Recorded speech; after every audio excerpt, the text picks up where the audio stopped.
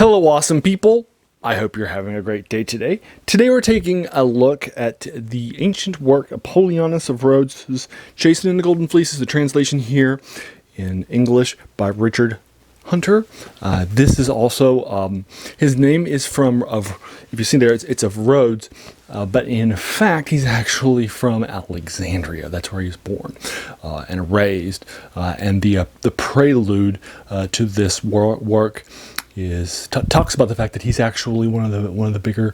This work is one of the bigger works in the Alexandrian school, which was Greek at the time after the conquering. This was written probably about 200 roughly BC.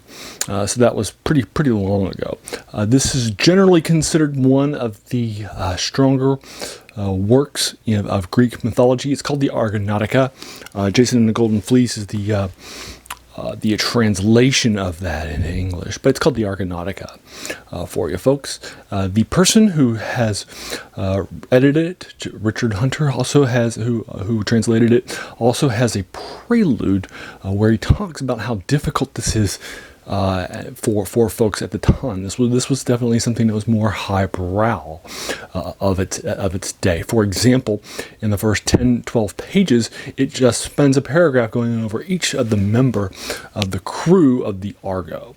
And so it'll spend a paragraph talking about this person and who their father was and who their mother was, and what great works they've done and how they have assembled to Jason's place for setting out on this quest.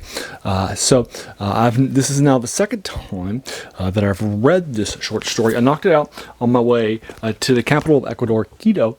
I had planned, if you'll recall, a trip there 2 years ago in spring break of 2021.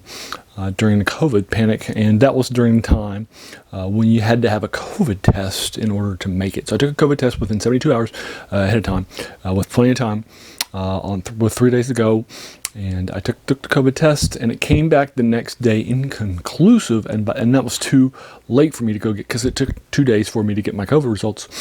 So it was too late at that time for me to go get another test and then wait for the results. So I had to cancel my Ecuador trip to the capital of Quito.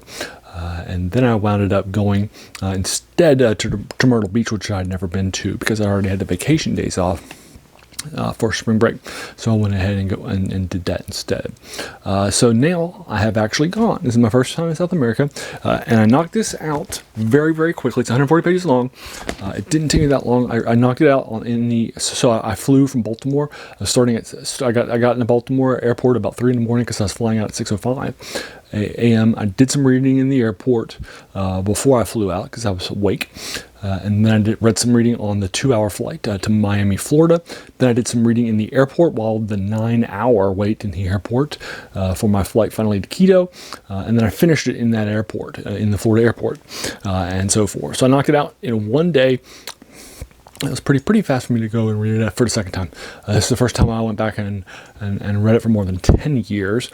We've been doing a deeper dive into some older works that are very, very popular in different cultures, like a Song of Roland, or the poem of the Cid, or Beowulf that was translated by J.R.R. Tolkien, or some things that I'd never read before, like Sir Gawain and the Green Knight that was also translated by J.R.R. Tolkien. So we've been doing a deeper dive into some of these great works, and so since I was on that beat, I figured let's go ahead and continue it with this work. Now, again, this work is harder to get into, and it's a harder read, but it's so influential that it's definitely going to have a higher, because of how good it is, how strong it is, and how powerful the cast is. It's divided into 4 books. Each of those books takes a little bit of your time and effort. And so you'll be going through the journey and then ultimately arriving in the kingdom, running into Medea. The Medea becomes a key member of what happens for folks, and then you go back and have fun. So it's a lot of fun. I'm giving it an 8- because it is hard to get into. And again, it was probably written like the editor said for higher level stuff, but it's so influential, it's so impactful. There are just so many movies, so many things that will take this story and convert it and so forth. So it's definitely a strong influential thing.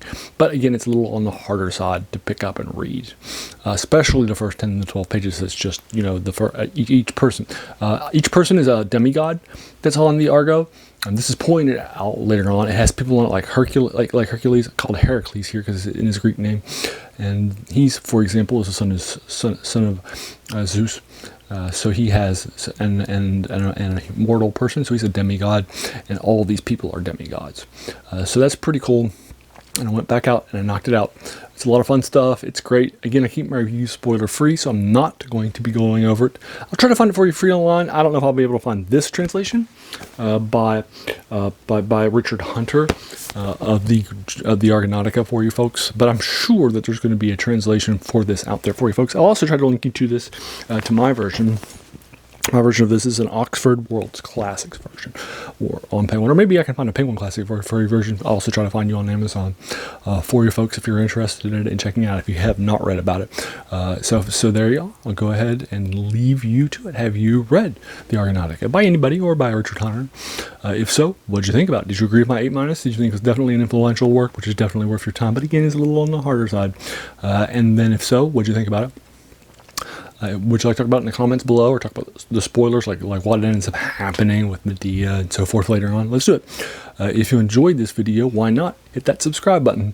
There's going to be a lot more of these to follow. As a reminder, the name of my channel is The Worst Thing About New Books.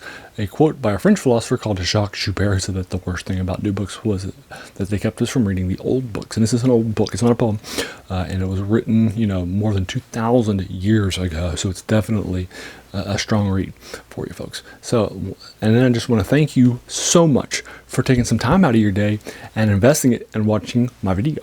We all have so many things that are happening in our lives, and we're pulled in so many different directions. So the fact that you spent this time with me is incredibly humbling, and I appreciate it.